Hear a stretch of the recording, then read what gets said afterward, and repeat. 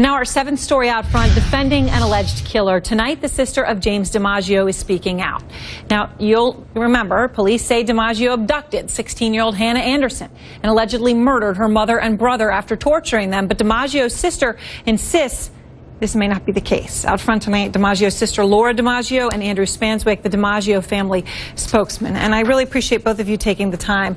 Laura, let me start with you. You had a chance to speak last week with my colleague Piers Morgan, and in that interview you said that Hannah is not as innocent as she might seem. I wanted to play that soundbite and be able to get your reaction to what you meant. Here you are. I remember very vividly telling my brother, she's trouble. I said, you need to watch out for that one. She's trouble. She was, they came into my home, was very gracious. She didn't, say thank you once. She had on, extremely heavy eye makeup. Now, that's what you said at the time, and I just kind of honed in, Laura, on your comment there about extremely heavy eye makeup. I mean, Sure. Why is that relevant?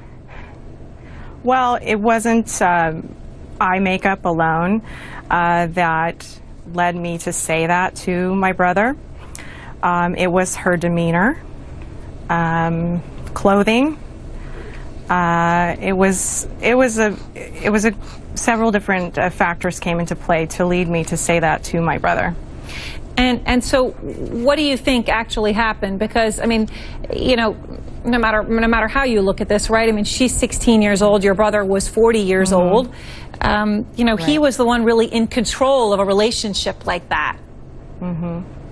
Right, and I'm certainly not in any way defending my brother. Obviously, he was involved in some capacity.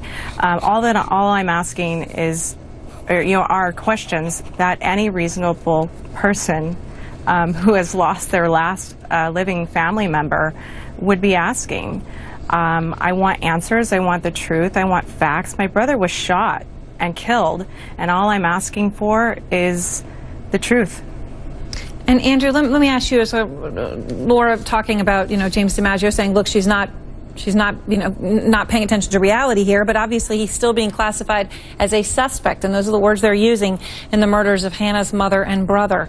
Have authorities given you any indication as to whether or not they're close to wrapping up the investigation, whether they're sure what happened that day and what he did or not? I think what's most disturbing is that so many people first labeled Jim a pedophile. There's been no evidence of that. And then after the case, now Laura goes on TV and expresses her concerns, and now they're going after Laura and saying that she's in denial.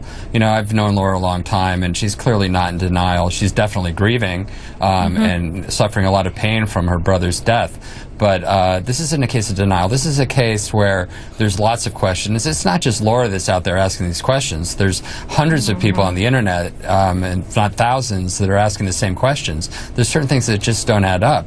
How is her cell phone in the house that burned in the house, but yet she has no idea that that her mother and brother died, and there's time gaps in the timeline, and we would like to respect her privacy as a minor, as a 16-year-old, but this is a young girl who's decided now to act like an adult, out on social media, saying anything she wants to, attacking Laura personally, laughing at her online, making derogatory comments, and it's just not appropriate. So while we would like to respect her privacy as a minor, she's chosen to take this into the public spotlight through social media, and we think that in that case, the San Diego Police Department, or Sheriff's Department, I'm sorry, has an obligation to release the information to Laura and to let her know exactly whether the timeline fits and whether or not Hannah was, where was she? What was, there's so many questions that people have that aren't being answered. All right, well, we thank you both very much for taking the time and asking some of them here